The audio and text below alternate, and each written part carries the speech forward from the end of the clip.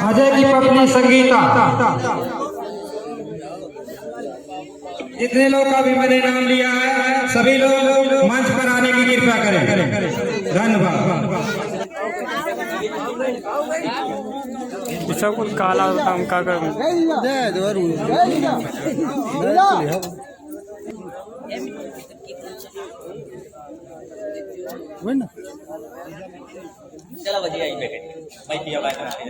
हम बात क्या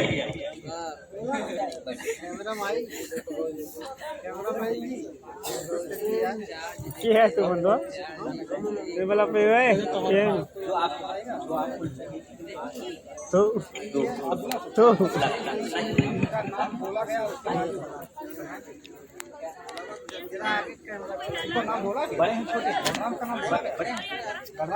तो संजीव जी के जो बड़े भाई बलराम जी हैं, अगर हमारी आवाज को सुन रहे हो तो यहाँ पर आ जाएं, क्योंकि संजीव जी उनको याद कर रहे हैं। बलराम जी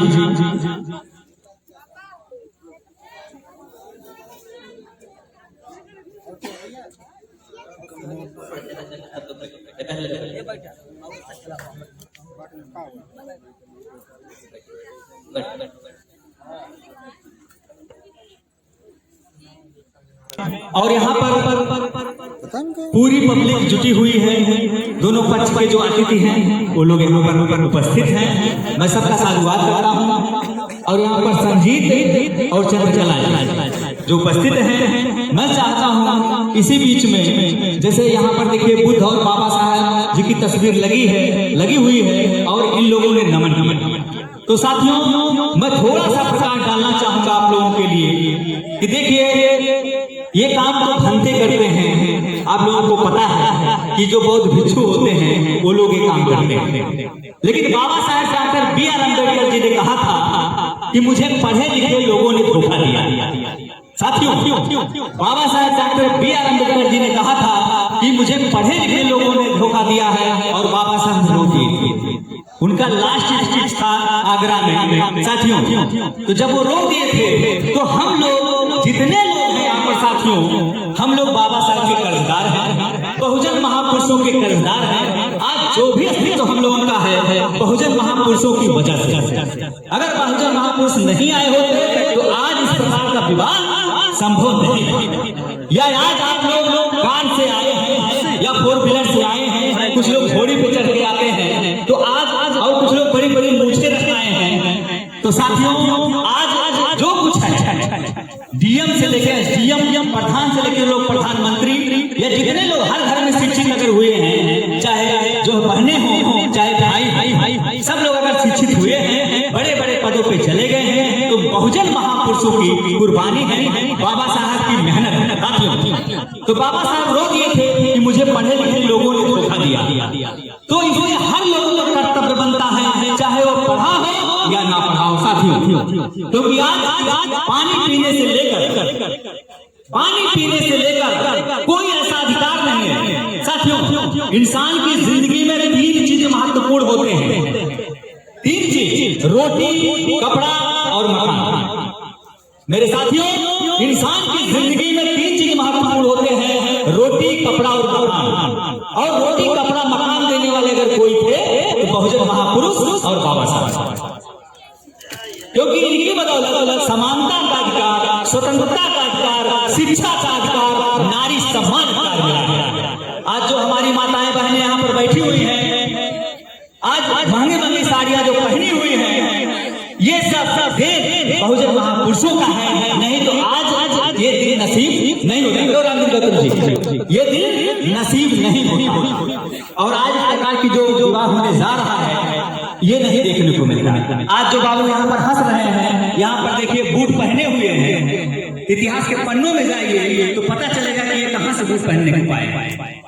क्यों बाबू, आज स्वतंत्र हो ना, लेकिन एक ऐसा लोग जो हमारे पूर्वज थे बेचारे, उन लोगों को नसीब नहीं होता था खाट पे बैठने के लिए,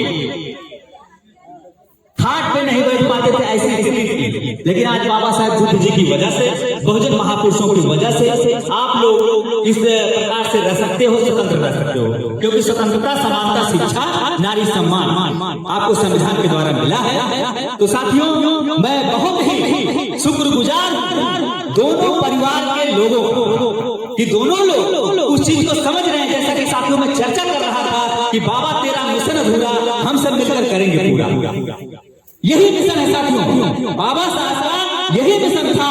बाबा साहब जी ने 14 अक्टूबर 1956 को नागपुर दीक्षा भूमि में 22 प्रतिज्ञाएं दी।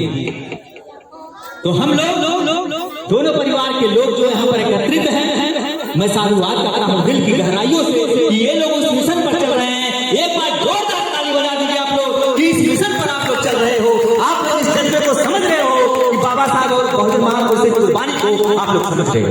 बहुत बहुत बहुत साधुवाद है। तो साथियों, मैं बीच में चर्चा कर रहा था कि मैं भंते नहीं हूँ या बौद्ध भिक्षु नहीं हूँ, लेकिन हमने कहा कि कोई साथी पढ़ा हो या ना पढ़ा हो, सबका कर्तव्य बनता है कि बाबा साहब के मिशन पर चला। तो अब बाबा साहब का यही मिशन, और मेरा अनुरोध है जो साथी पढ़े हैं या जो नहीं पढ़े हैं, वो लोग भारतीय संविधान की किताब को घर घर में रखें ताकि अपने हक अधिकार को समझ सके।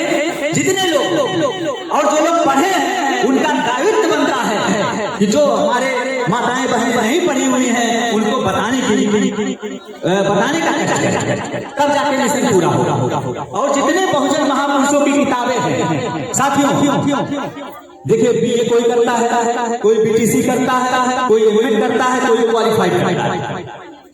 और एक चीज और हम बता रहे हैं साथियों, साक्षर होना और शिक्षित होना दोनों में फर्क।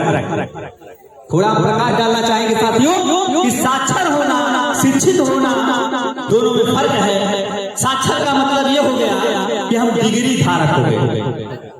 डिग्री जैसे बीए कर लिए, बीटीसी कर लिए, बीएड कर लीजिए। तमाम माताएं बहनें ऐसे भी हैं जो बीटीसी की होंगी, बीएड की होंगी, तो हम साक्षर। लेकिन शिक्षित का मतलब क्या है? ज्ञान। शिक्षित का मतलब है ज्ञान, और ज्ञान किसी भी दशा में प्राप्त कर सकते हैं। ये नहीं कि हम पढ़े नहीं, हमको ज्ञान नहीं है, ऐसी बात नहीं है। जो हमारे साथी नहीं पढ़े हैं, ज्ञान वो भी अर्जित कर सकते हैं। जैसे उदाहरण में दे दूं, बुद्ध जी क्या कोई डिग्री लिए थे? नहीं तो कोई हो भाई अगर बता दें हमको बुद्ध जी डिग्री लिए थे। बुद्ध जी ज्ञान प्राप्त किए अपने चिंतन से और मनन, और ऐसा ज्ञान प्राप्त किए कि आज पूरे विश्व में इनसे बड़ा ज्ञानी कोई नहीं हो पाया। इनसे बड़ा ज्ञानी कोई नहीं हो पाया है। कबीरदास जी का उदाहरण ले लीजिए साथियों। मत कागज छुयो नहीं, कलम गयो नहीं हाथ। मत कागज छुयो नहीं, कलम गयो नहीं हाथ। क्या कबीरदास ज्ञानी नहीं हुए? क्या कबीरदास ज्ञानी नहीं हुए? ऐसे ज्ञानी हुए कि उन्होंने पूरे समाज को सुधारने का बेड़ा उठा लिया। अंधविश्वास, पाखंड जैसी चीजों पर उन्होंने टिप्पणी और समाज को सुधारने का काम किया। कोई रविदास जी का रहा, रविदास जी भी नहीं जो है डिग्री लिए कोई, लेकिन देखिए यानी क्या नहीं हुए। तो इसीलिए लोग कहते हैं पढ़ा होता है, पढ़ा होता है। जरूरी नहीं है जिसका जो लाइन होता है उस लाइन को पारंगत होता है। तो ऐसे तमाम लोग जो है उदाहरण हम दे सकते हैं, लेकिन ऐसे ज्ञानी हुए जिनका कोई मिसाल नहीं। साथियों, तो हम बहुत साधुवाद करते हैं दोनों परिवार के लोगों का।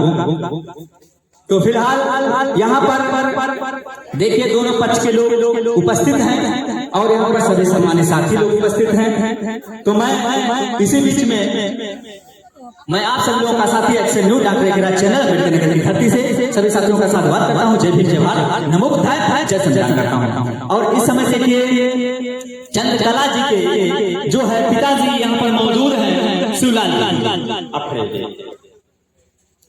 देखिए हमने कहा कि माँ बाप की वजह से दुनिया में सब आते हैं, और आज देखिए हो न हो इनको अपनी माता जरूर याद आ रही है। देखिए इनको अपनी पत्नी जरूर याद आ रही है, लेकिन कहा जाता है जीवन मरण सत्य है, जब तक जो है तब तक रहेगा, आज हम हैं कल नहीं रहेंगे। तो ऐसी कोई बात नहीं है। लेकिन पिताजी इनके चंद्रकला जी के पिताजी यहाँ पर मौजूद हैं, हम जानना चाहते हैं।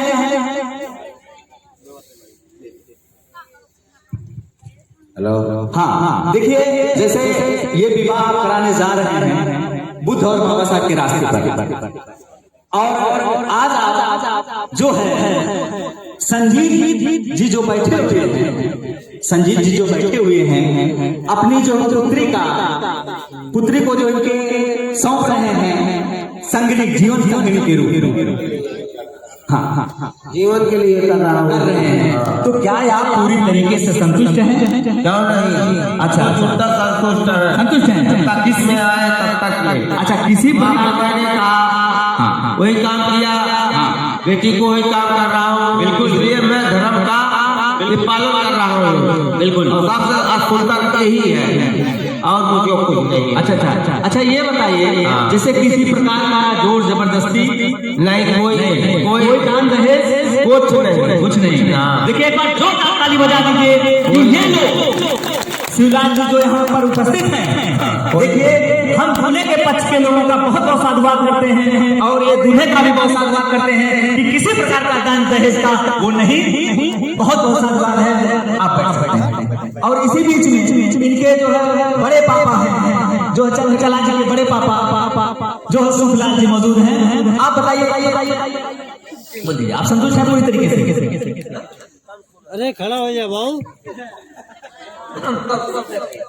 चलिए आप पूरी तरीके से संतुष्ट हैं इस विवाह से? बिल्कुल संतुष्ट हैं। चलिए आप लोग एकदम अरे बोल दे। तो फिलहाल यहाँ पर देखिए जो कन्या पक्ष के जितने लोग हैं सब लोग पूरी तरीके से संतुष्ट हैं। मैं दिल से साधुवाद करता हूँ। और इसी बीच में हम जो है जो वर पक्ष के हैं, तो हमने एक बार बीच में चर्चा किया था साथियों, माँ बाप को बहुत बड़ा देन होता है कि जिनकी वजह से सब लोग आए हैं इस दुनिया में। और संजीव जी के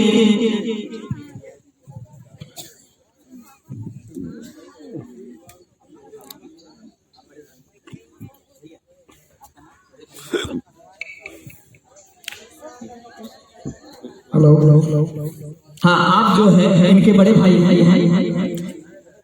जी सर, जी आप तो आप देखिए आप ब्लेजर पहने हुए हैं, ये जो है इस पोशाक में आप हैं, आप हमको पूरी तरीके से लग रहे हैं कि पढ़े लिखे हैं। क्या ऐसी बात है? सर तो बिल्कुल अनपढ़ गंवार है, लेकिन आप लोगों की शिक्षा से हिसाब से आपको देख करके कुछ बोलने की, कुछ कहने की शैली बनती है, तो आवश्यकता हो बोले। नहीं बोल।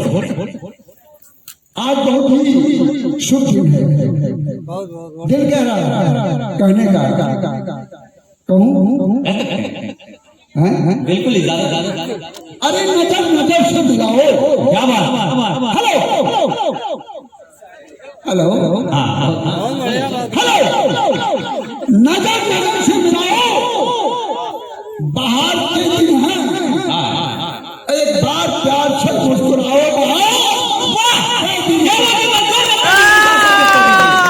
क्या बात। अरे हमने तुम्हारी याद में सरसों गुजार दिए, एक बार करीब आओ तो बाहर।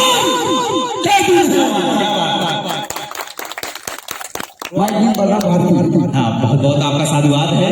ये बताइए आप इनके बड़े भाई हैं। जी सर। तो आप जैसे इस प्रकार का जो विवाह होने जा रहा है आप संतुष्ट हैं? बिल्कुल 100%। एक बार जोरदार ताली के लिए बजा दीजिए।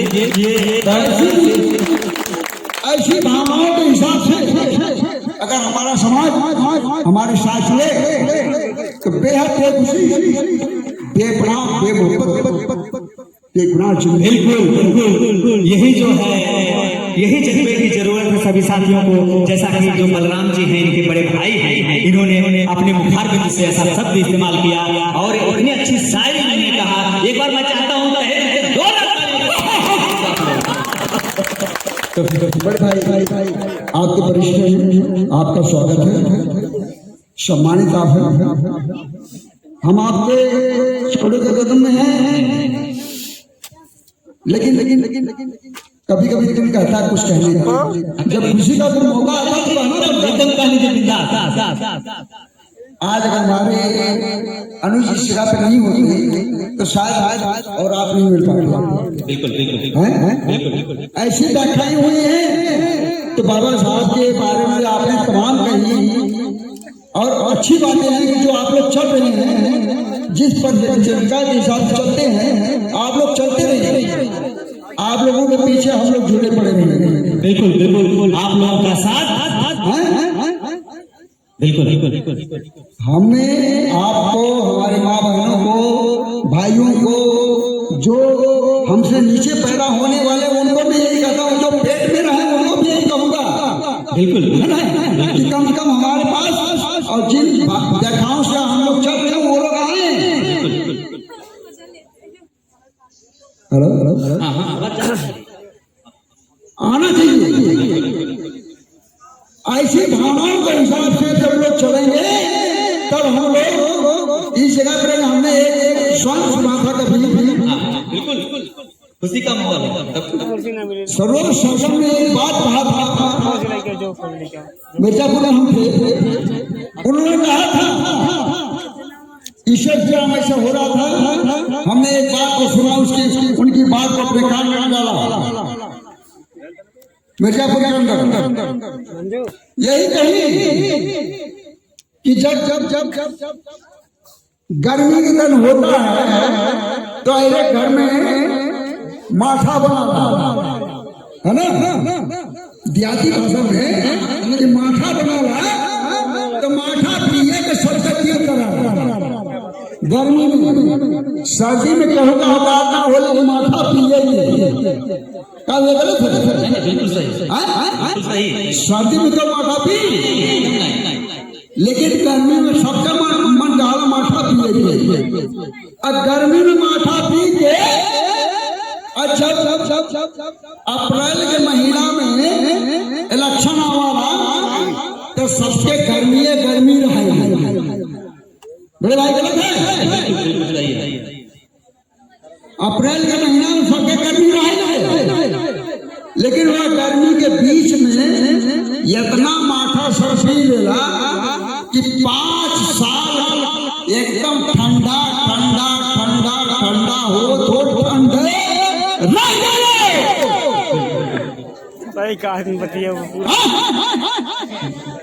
गलत है। एकदम सही आपकी बात है, 100% सही है। वही मेरा कहने का साथियों मतलब था। शुरू में मैंने यही कहा था कि जब 14 अप्रैल आता है तो सब लोग जय जय जय जय भीम कहते हैं और नारा जोर से लगाते हैं, बाबा तेरा मिशन अधूरा हम सब मिलकर करेंगे पूरा।